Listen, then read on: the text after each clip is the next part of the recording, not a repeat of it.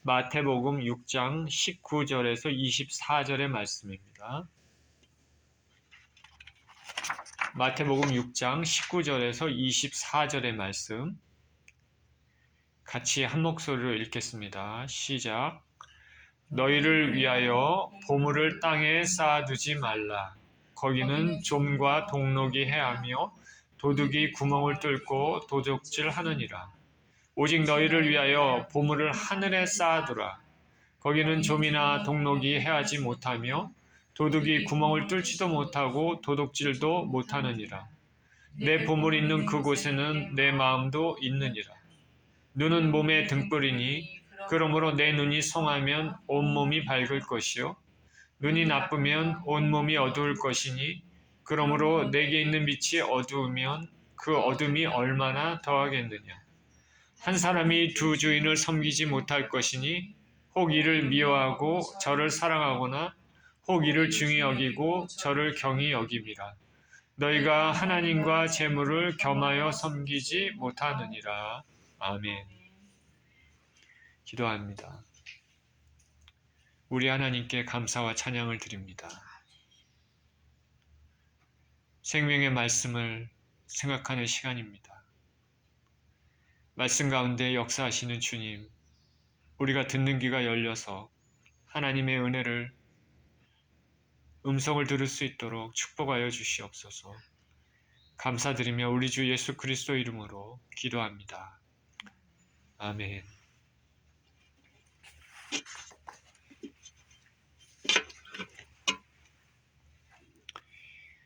한 부자가 죽음을 앞두고 하나님께 기도했습니다. 자기는 부자이기 때문에 자기가 가지고 있는 재산을 천국으로 가져갔으면 좋겠다. 그렇게 하나님 앞에 기도하면서 졸랐습니다. 하나님은 안 된다. 그렇지만은 끈질기게 졸라대니까 하나님께서 마지못해 허락하시면서 그러나 단서를 붙였습니다. 너 가지고 있는 재산, 그런데 가방 하나에 담을 만큼만 가져올 수 있다. 그랬더니 이 부자가 이리저리 머리를 쓰더니 어떻게 했냐면 자기 재산을 다 팔아서 금으로 바꿨습니다. 그리고 흐뭇해했습니다. 자, 하나님께서 이렇게 내가 할 줄은 모르겠지. 자, 그 사람이 죽어서 천국문에 갔습니다. 베드로가 소지품 검사를 합니다. 소지품 가지고 못 들어간다고 얘기하니까 부자가 아니 나 하나님 앞에 허락받았다. 그렇게 얘기합니다. 그랬더니 베드로가 야, 도대체 뭘 가지고 왔습니까?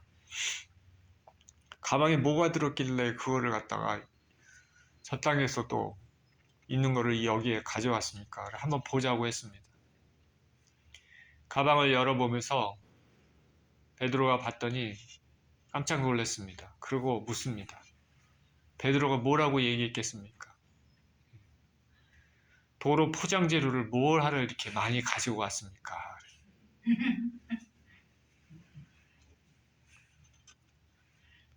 이거는 그냥 우화입니다. 이 말은 오늘 내가 굉장히 소중하다고 여겨지는 손에 움켜쥐고 있는 그런 것이 하나님이 보실 때 별거 아닐 수도 있다는 것을 알려주는 우화입니다. 오늘 본문에서 예수님은 땅의 것과 하늘의 것을 비교해서 말씀하고 계십니다. 본문을 통해서 예수님이 우리에게 주시는 메시지가 무엇인지 보도록 하겠습니다. 19절입니다. 너희를 위하여 보물을 땅에 쌓아두지 말라. 거기는 좀과 동록이 해하며 도둑이 구멍을 뚫고 도적질하느니라. 오직 너희를 위하여 보물을 하늘에 쌓아두라. 거기는 좀이나 동록이 해하지 못하며 도둑이 구멍을 뚫지도 못하고 도둑질도 못하느니라. 예수님은 은행이 발달하지 못했던 당시 상황에 맞게 비유로 말씀하십니다. 아주 소중한 것, 내가 참 프레셔스 하다고 생각하는 것, 이거를 땅에 쌓아두지 말라고 말씀하십니다. 반대로 하늘에 쌓아두라. Store in heaven. 왜냐하면 땅에 쌓아두면 좀과 동록이 해하고 도둑이 훔쳐갈 수 있기 때문입니다. 좀은 많이 들어보셨죠? 옷이나 음식을 해치는 벌레고 동록, 영어로는 러스트라고 하는데 이것은 금속의 부식을 의미합니다. 그리고 간혹 쥐들이나 곰팡이에서 입게 되는 해를 가리키기도 합니다. 그리고 보물을 이 땅에다가 쌓아두면 도둑이 와서 훔쳐갈 수도 있습니다. 지금 우리가 살고 있는 집은 구조가 이렇게 되어 있지만은 예수님 당시에 그 팔레스타인 건축된 가옥들은 대개 진흙벽이나 흑색 돌을 쌓아 만들어졌습니다. 그래서 도적들이 그 집에 있는 것들을 훔쳐가기 위해서는 출입구를 통과하지 않고 그 흙벽에 구멍을 뚫어서 귀중품을 훔쳐갈 수 있었다고 합니다. 좀과 동록이 보물의 내적인 파괴라면 도적은 외부의 손길에 의해서 이 땅의 보물이 안전하지 못함을 얘기하고 있습니다. 땅은 하늘과 반대입니다. 이 땅은 상징적으로 미래가 없는 순간적이고 변화무쌍한 이 세상을 말합니다. 이 세상은 언제든지 변할 수 있습니다. 쌓아둔 보물의 가치도 변할 수 있습니다. 예수님이 말씀하는 것은 현세적으로 보이는 것에 최고의 가치를 두지 말라는 것입니다. 예수님이 말하는 이 땅의 보물은 영원한 가치와 반대되는 것입니다. 일시적 재물이나 명예, 권력 등을 이야기한다고 하면 맞을 것입니다. 이런 것들은 참 좋아하죠, 사람들이. 그런데 항상 불안정합니다. 영원하지 않고 언제든지 잃어버릴 수 있는 것들입니다. 위를 보지 않고 이 땅의 것들에만 초점을 맞춰 살다 보면 큰 낭패를 당할 수 있습니다.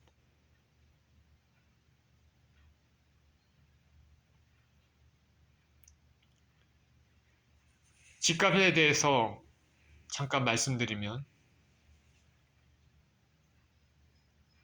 코로나 때문에 금리가 많이 올라서 그에 반대로 집값이 많이 내려갔습니다. 미국도 그렇지만 특히 한국에서는요, 부동산 경기가 좋은 해에 사람들이 너도 나도 은행 대출을 받아서 아파트를 샀습니다.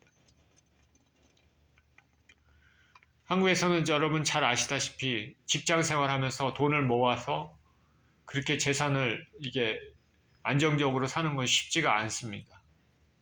근데 부동산을 사게 되면 월급 오르는 거에 비해 상대적으로 훨씬 더 급격하게 오르는 경우가 많이 있었습니다. 경험상으로. 그렇기 때문에 기회가 부족한 사람들 혹은 기회가 많은 사람도 마찬가지죠. 젊은이들 특히 이런 사람들은 영끌이라는 표현이 있는 건데 영혼까지 끌어들여서 대출을 받는다. 굉장히 안 좋은 표현이죠.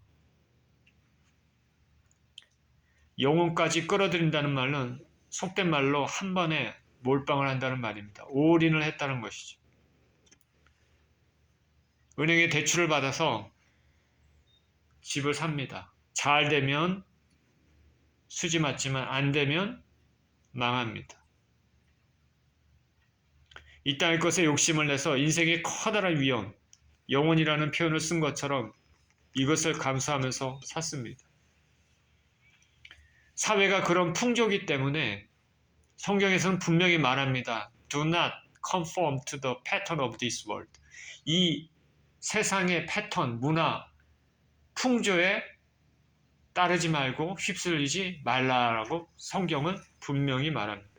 근데 사회가 다 그런 쪽으로 사람들이 가고 그러니까 뒤처지는 것 같다는 생각이 듭니다. 미래 생각하지 않고 자기의 진짜 큰 모험을 가지고 그렇게 합니다. 이렇게 하지 않으면 뒤처진다고 생각했죠. 세상 풍조에 속았습니다. 집값은 사면 오르는 것이 당연하다고 생각했지만 예상치 못한 사태가 터졌습니다. 코로나가 온 세계를 이렇게 힘들게 만들 줄 아무도 예상을 못했습니다.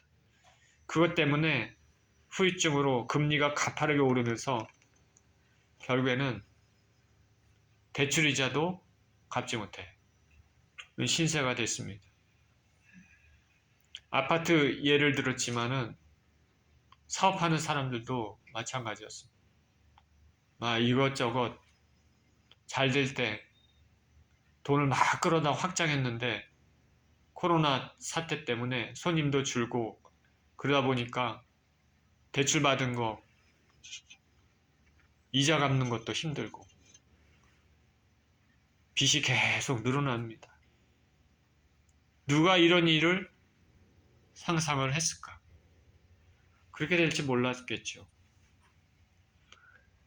이렇게 이 땅의 삶은 변화무쌍하고 그 미래를 아무도 알 수 없습니다. 금전적인 손해에 대한 말을 했지만 영혼을 잃어버린다면 어떻게 하겠습니까? 예수님은 이 땅에 보물을 쌓지 말라. 반대로 보물을 하늘에 쌓아두라 말씀하십니다. 하늘은 이 땅은 여러 가지 위험 요소가 있지만 하늘은 안전합니다. 지속성을 가지고 있고 무한한 가치를 가지고 있습니다. 이 땅에 보물을 쌓지 말고 하늘에 보물을 쌓아라. 우리가 하늘에 보물을 쌓을 때 그것은 무엇일까?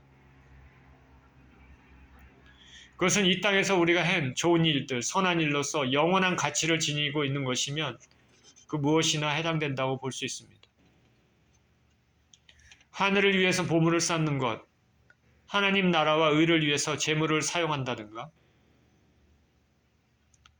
그리고 우리 주 예수 그리스도를 위하여서 고난을 받는다든가,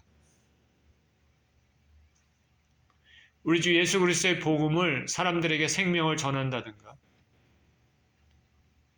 그리고 남을 용서해 준다든가, 친절을 베푼다든가, 하나님이 기뻐하시는 모든 것들이 하늘에 보물을 쌓는 일들입니다. 이 모든 것들에 대해서는 하나님께서 반드시 보상해 준다는 점에서 하늘에 쌓아둔 보물이 되는 것입니다.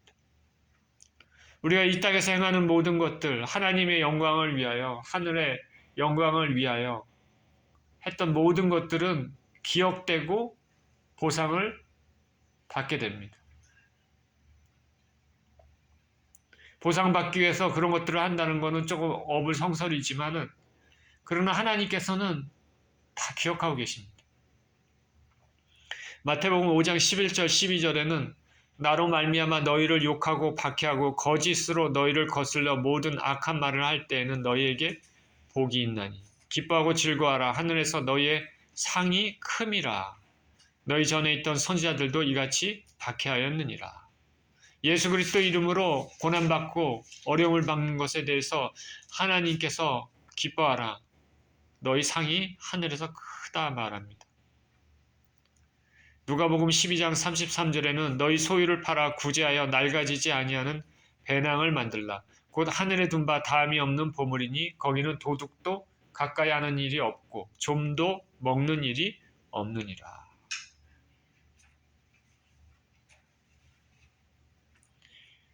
구제하여 소유를 팔아 구제하여 낡아지지 아니하는 배낭을 만들라. 디모데전서 6장 17절에서 19절에서도 내가 이 세대에서 부한 자들을 명하여 마음을 높이지 말고 정함이 없는 재물에 소망을 두지 말고 오직 우리에게 모든 것을 후히 주사 누리게 하시는 하나님께 두며 선을 행하고 선한 사업을 많이 하고 나누어 주기를 좋아하며 너그러운 자가 되게 하라. 이것이 장래에 자기를 위하여 좋은 터를 쌓아 참된 생명을 취하는 것이니라. 이렇게 말하고 있습니다. 21절입니다. 내 보물이 있는 그곳에는 내 마음도 있느니라.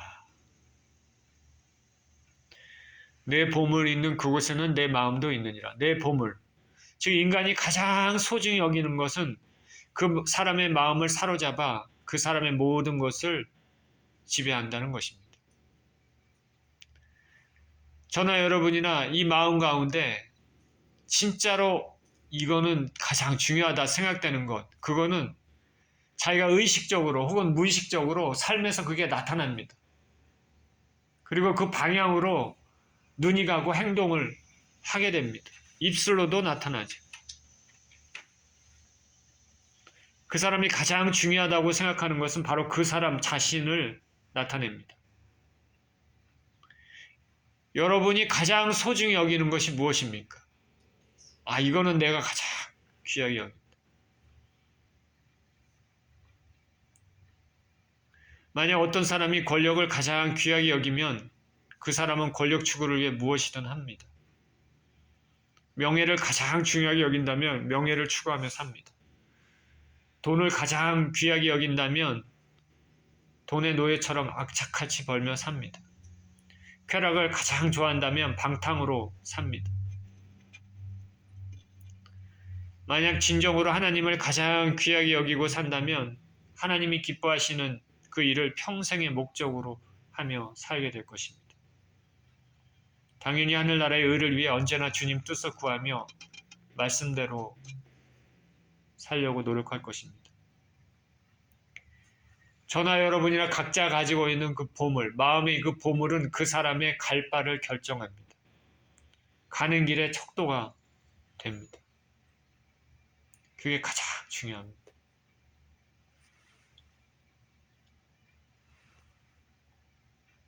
제가 한국에 있을 때 아파트에 살았는데 그 옆집에 같이 살던 아이 중에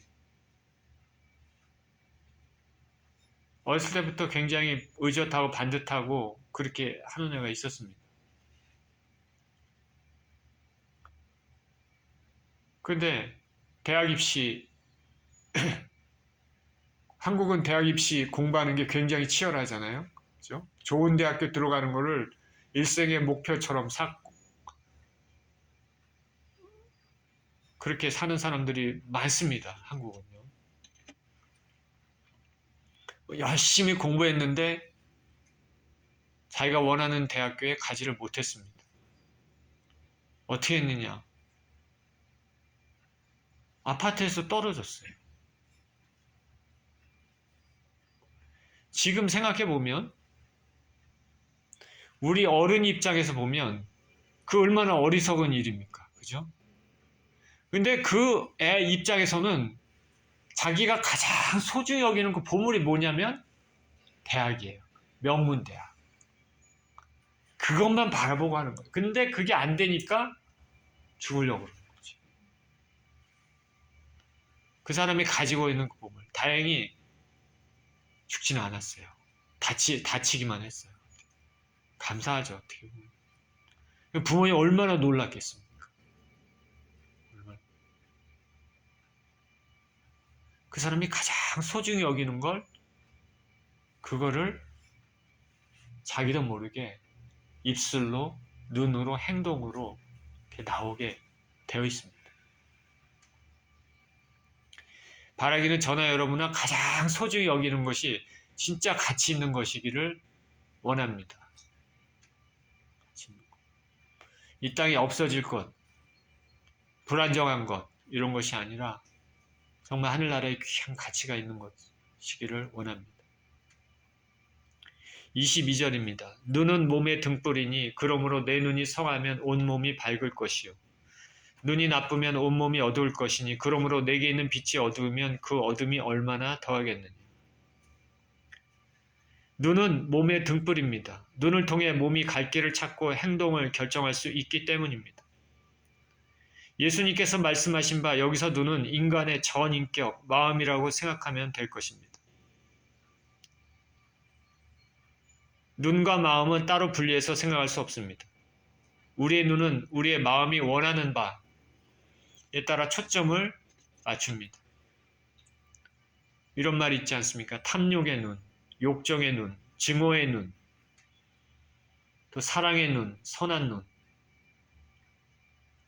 우리가 얼굴을 표정해서 우리의 마음이 표출이 되는 것처럼 눈을 통해서도 우리의 마음이 표출이 됩니다.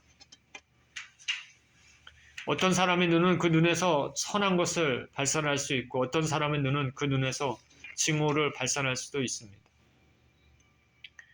눈에 레이저 광선이 나온다 이런 얘기 많이 들어보셨잖아요. 그렇죠? 우리의 눈은 우리 안에 있는 내면을 나타냅니다. 우리 안에 게 눈을 통해서 드러나는 것이죠. 반대의 경우도 있습니다. 우리의 눈을 외부의 것을 보면서 그것이 우리 안에 내면에 영향을 미치기도 합니다. 외부에 있는 것을 보면서 우리 내면에 영향을 미칩니다. 우리가 외부에 있는 보는 것들을 이 세상에 볼 때 다 음란하고 타락한 것들을 자꾸 보게 되면 그 눈을 통해서 이 안으로 영향을 미치게 되는 것이죠. 그러나 이 눈을 통해서 좋은 것들을 보게 되면 그것이 우리 안에 좋은 것들로 영향을 미치게 되는 것입니다. 우리가 어릴 때는 보아온 것이 많지 않기 때문에 그 심령이 상대적으로 깨끗했습니다. 근데 나이가 들면서 보는 것이 참 많아지는데 그 보는 것들이 아시다시피 좋은 것들을 많이 보는 게 아니라 안 좋은 것들을 많이 보게 되죠. 그만큼 세상은 타락했다는 것이죠. 그래서 심령이 혼탁해집니다.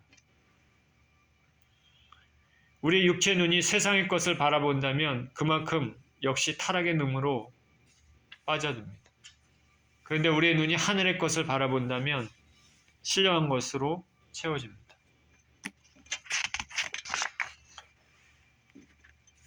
그러니 우리는 눈으로 통해서 들어오는 것들을 주의해야 됩니다.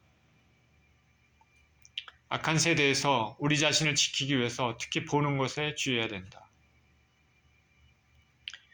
저도 이 말을 하고 있지만 저도 마찬가지입니다. 저에게도 해당되는 것이죠. 예수님께서 눈이 성하면 온 몸이 밝을 것이다 말씀하십니다. 눈이 성하지 않으면 반대로 온 몸이 어두울 것이다. 눈에 따라 우리의 심령, 더 깊이 들어가 우리의 영혼이 밝게 되든가 어둡게 됩니다. 저와 여러분의 영혼의 색은 어떨까? 밝을까? 어두울까? 난시라는 말을 들어보셨을 것입니다. 더블 비전. 눈으로 봤을 때 이렇게 클리어하게 안 보이고 여러 개로 겹쳐 보이는 것이죠. 우리의 눈이 땅의 보물과 하늘의 보물을 동시에 바라보는 낭시의 상태가 되면 안 됩니다. 눈이 성하게 되면, 마음이 성하게 되면 우리는 올바른 판단력을 지니게 돼서 영원한 것에 관심을 갖습니다. 반면에 어두운 눈은 세상적인 것에 현혹돼서 영적 세계와 참된 진리를 보지 못합니다. 온몸으로 상징되는 그 눈, 다시 말해 전 인격과 영혼은 아무것도 분간하지 못하는 흑암 상태에 놓입니다. 반대로 밝은 눈은 하늘의 진리를 알고 참 보물이 무엇인지 압니다. 예수님 당시 유대인들 문화에서 램프가 있잖아요. 램프에 그 빛, 반짝반짝 거리는 그 빛.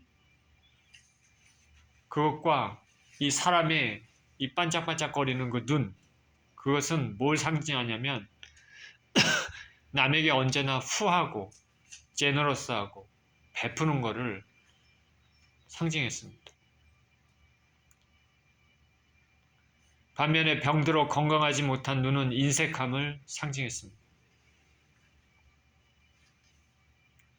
우리는 나의 것만 후하고 하늘 것에는 인색한 사람은 되면 안 되겠습니다. 24절입니다. 한 사람이 두 주인을 섬기지 못할 것이니 혹 이를 미워하고 저를 사랑하거나 혹 이를 중히 여기고 저를 경히 여김이라. 너희가 하나님과 재물을 겸하여 섬기지 못하느니라. 한 사람이 두 주인을 섬기지 못한다고 말씀하십니다.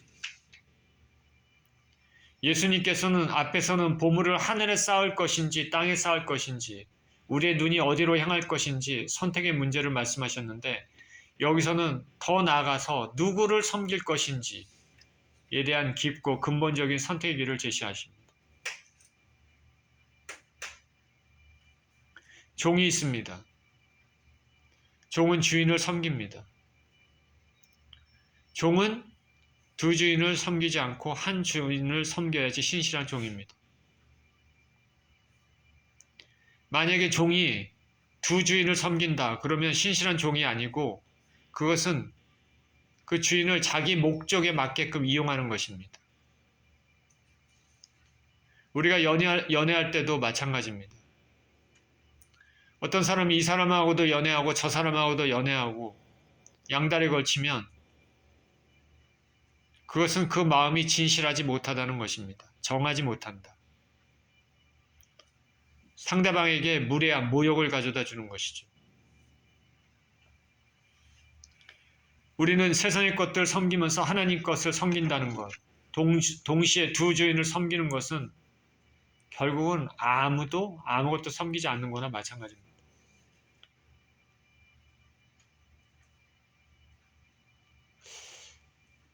하나님께서는 저와 여러분의 사실 전부를 원하십니다. 일부를 원하시지 않으시고요. 전부를 원하십니다. 양자택일, 하나님을 섬길 것인가 세상을 섬길 것인가.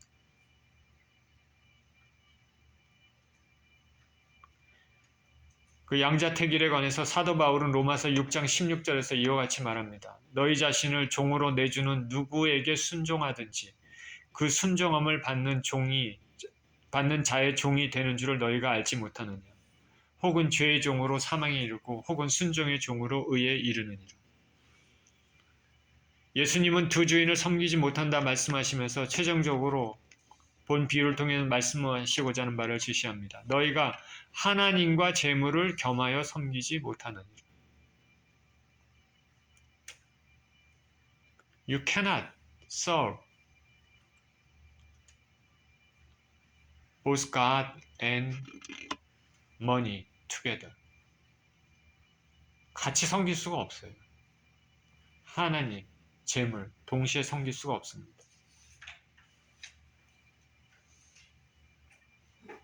이 재물이라는 것은 헬라어로 맘모나입니다. 맘모나.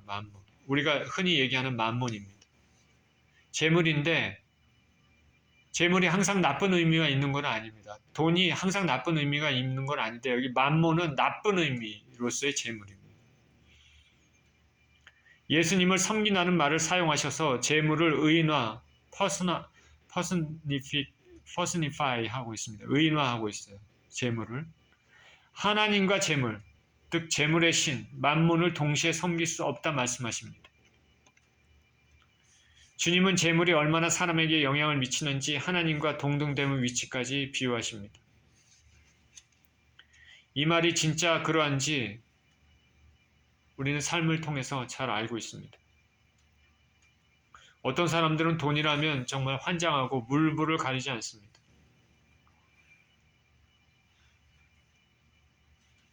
그렇게 사는 사람이 적지가 않죠. 하나님과 돈을 동시에 섬긴다는 것은 부분적인 죄가 아니라 전체적인 죄입니다. 근본적인 죄입니다. 왜냐하면 탐심이라는 우상 숭배가 있기 때문에 그렇습니다.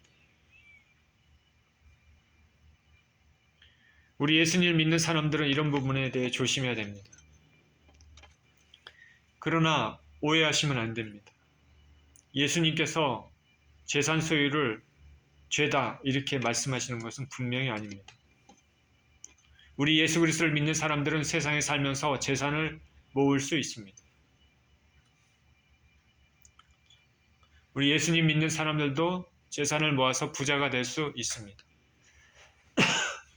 근데 예수님이 말씀하시는 이 목적은 그것을 인생의 목적으로 삼고 그것만을 추구해서는 안 된다는 것이죠. 또한 정당하게 모은 재산, 하나님의 뜻에 맞도록 사용해야 하는 그 믿음이 있어야 되겠습니다. 이것이 하늘나라의 보물을 쌓는 것입니다.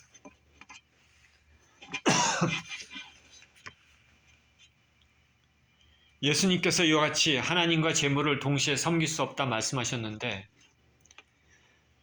그러면 저나 여러분이나 재물에 대해서 어떤 자세를 가져야 되겠습니까?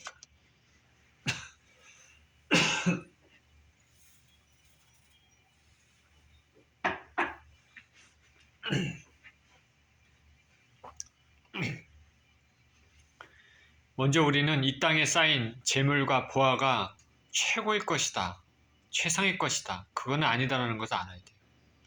이 땅에 쌓은 재물과 보화가 최상의 것은 아님을 알아야 됩니다. 이게 가장 귀하다 생각하면 훗날 큰 화를 당합니다. 재물은 삶을 살아갈 때 중요합니다. 그러나 돈 이상으로 중요한 것들이 많이 있습니다. 종종 뉴스에서 한국 같은 경우 재벌의 회장이 사망한 후에 그 자식들이 서로 간에 유산 차지하기 위해서 싸우는 경우를 적지 않게 봅니다. 제가 예전에 일했던 LG, 그 LG라는 회사의 전통은 인화입니다. 인화 좋은 말이죠. 화합과 인해 이런 뜻이죠. 좋은 말입니다. 그걸로 유명합니다. 그리고 재벌의 그 회장 총수가 사망하면 자연적으로 장자 승계 원칙에 따라 분쟁이 없는 것으로 유명했습니다. 자식들 간에 싸우지 않는다는 것이죠. 전통적으로 그 회장이 죽으면 그 회장의 큰아들한테 그 모든 것들이 이렇게 자연스럽게 지배구조가 넘어가는 것이죠. 서로 치고받고 싸우지 않습니다. 그런데 최근에 그 전통도 깨졌습니다. 그걸로 굉장히 유명했던 기업인데 그것도 깨졌습니다. 왜냐? 돈 때문에 깨졌습니다. 경제적으로 부족해도 서로 간에 사랑하고 도와주는 관계는 돈 이상으로 값진 인생의 보화가 됩니다. 분명히 돈은 굉장히 중요합니다. 근데 돈보다 중요한 것들이 있습니다. 그리스도인들의 재물에 대한 또 다른 자세는 뭐냐면 탐욕이 가득한 사람들이 지상의 재물에 애착을 느끼고 그것을 위해 살고 있지만 믿음의 자녀들은 하늘의 것을 삼아야 된다는 것입니다. 이 땅에 없어질 것보다는 없어지지 않는 영원한 가치를 두고 살아가야 됩니다. 오늘 예수님 말씀도 마찬가지 아닙니까? 제가 신학교의 수업 중에 교수님이 이런 얘기를 했습니다. 변하지 않는 게 가치가 있고 이것을 위해 살아야 된다. 없어지지 않고 영원한 것이 가치가 있는 것입니다. 우리가 금을 가치 있다고 생각하는 이유가 뭐죠? 금은 변하지가 않잖아요. 그죠? 그러니까 없어지. 가치가 있다는 것이. 우리 인생에 없어지지 않고 영원한 것이 뭘까? 그건 사랑입니다. 우리 인생입니다. 사랑은 이 땅에 한 번 태어나면 영원히 존재합니다. 소멸되지 않습니다. 사람은 없어지지 않습니다. 이 땅을 떠날 때도 그 영혼은 천국 아니면 지옥으로 가면서 사라지지 않습니다. 영원합니다. 그러니 우리는 변하지 않는 대상의 소중함을 두어야 됩니다. 영혼을 위해 투자하는 것은 가치가 있습니다. 그런 의미에서. 그리고 재물에 대해서 또 하나 생각할 것은 예수님을 믿는 사람들은 훗날 저나 여러분이나 다 하나님 앞에 서게 되는데 우리가 가지고 있는 재물이 생명을 구할 수 없다는 것을 알아야 됩니다. 부자가 생명을 누리고 살고 가난한 자가 영벌의 심판을 받고 그렇게 살지 않습니다. 반대로 성경은 자주 말하지만 재물이 많기 때문에 오히려 그 영혼이 피폐해지는 경우가 더 많습니다. 저나 여러분이나 언젠가는 하나님 앞에 설 텐데 낭패를 당하지 않으려면 올바른 마음으로 올바른 자세로 그렇게 설 수 있도록 이 땅을 살아야 되겠습니다. 마지막으로 말씀드릴 것은 재물은 필요합니다. 꼭 필요하지만 재물이 풍족해야지만 만족하는 것이 아니라 작은 것에도 만족할 수 있는 법을 우리는 배워야 되지 않을까 생각합니다. 작은 것에도 만족하는 것 별로 어떤 사람들은 좋아하지 않습니다. 적은 것 가지고 사는 걸 누가 좋아하겠습니까? 넉넉하면 더 좋지 않을까? 그러나 우리는 하나님이 주신 각자의 인생이 다 다르다는 것을 압니다. 누구나 다 재물이 너무 많아서 누구나 다 부자가 될 수는 없고 누구나 다 가난할 수는 없습니다. 각자 하나님이 주신 분량에 따라 이 땅을 살아가는데 주신 것에 감사하며 살아갈 수 있는 것은 그렇게 된다면 그 사람이 진정 넉넉한 사람이고 하나님의 사람이 아닐까 생각해 봅니다. 하나님은 우리를 버리지 않으십니다. 성경에 분명히 나와 있습니다. 하나님을 진정으로 믿는 사람들이 배를 곪고 사는 사람이 누가 있겠습니까? 하나님 우리를 사랑하셔서 이 땅에 필요한 것들을 다 누리게 하시고 주시는 분이십니다. 그러나 내가 더 많은 걸 가지고 더 많이 쌓아놓고 그렇게 살았으면 좋겠다.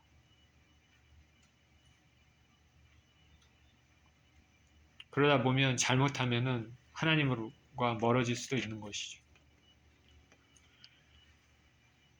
하나님께서 주신 것에 감사하며 살 수 있는 것, 참으로 넉넉한 사람이죠. 누구나 다 그 단계에 도달할 수는 없겠지만은 사도 바울이 이렇게 얘기합니다. 내가 풍부에 처할 줄도 알고 비천에 처할 줄도 알아 모든 것에 일체의 비결을 배웠노라. 사도 바울이 복음을 전하면서 돈이 있겠습니까? 그렇죠? 여기저기 복음 전하면서 필요하면은 중간에 텐트도 만들고 어떻게 살았겠죠. 그러면서 복음을 전했겠죠.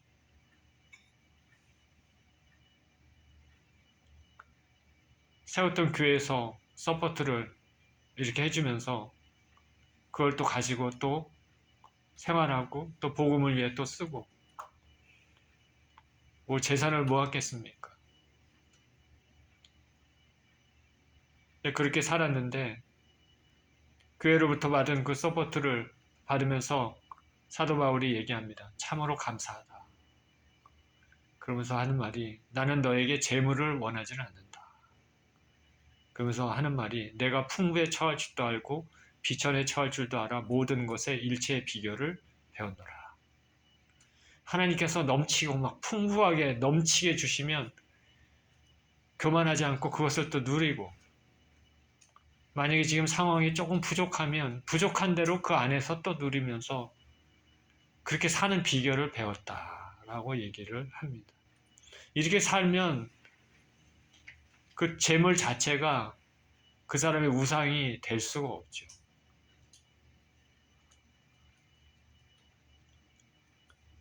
오늘 예수님의 말씀의 핵심은 하나님의 나라와 의를 위해 재물을 사용하는 자는 하늘의 보화를 쌓는 자고 반대로 자기의 왕국을 구축하고 자기 안전을 보장받기 위해 재물을 사용하는 자는 보화를 땅에 쌓는 자라는 것입니다.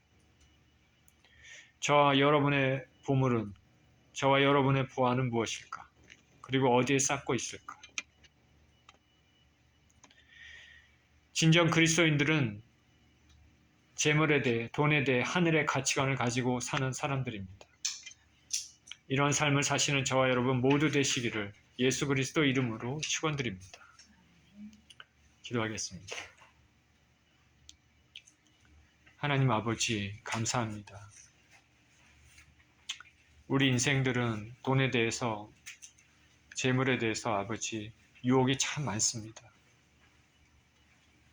많이 가지면 많이 가질수록 또 행복하다고 느끼고 안정감을 느끼는 것이 사실입니다. 그런데 아버지, 우리 재물은 우리의 영혼을 보존하지 못합니다. 하나님 아버지, 이 땅의 재물은 언제 없어질지 모르는 것입니다.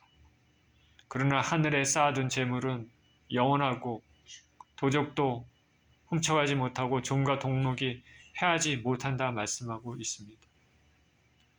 하나님 아버지, 우리의 심령이 변화가 되어서 정말 하늘의 것을 사모하고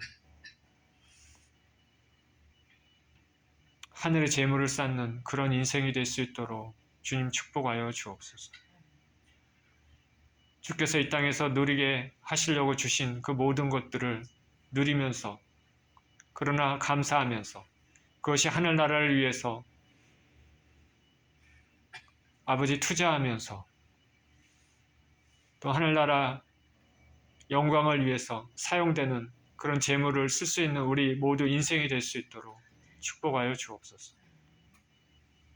우리를 사랑하시고 우리를 버리지 아니하시며 우리에게 주시되 언제나 풍성하게 주시는 우리 주 예수 그리스도 이름으로 기도합니다.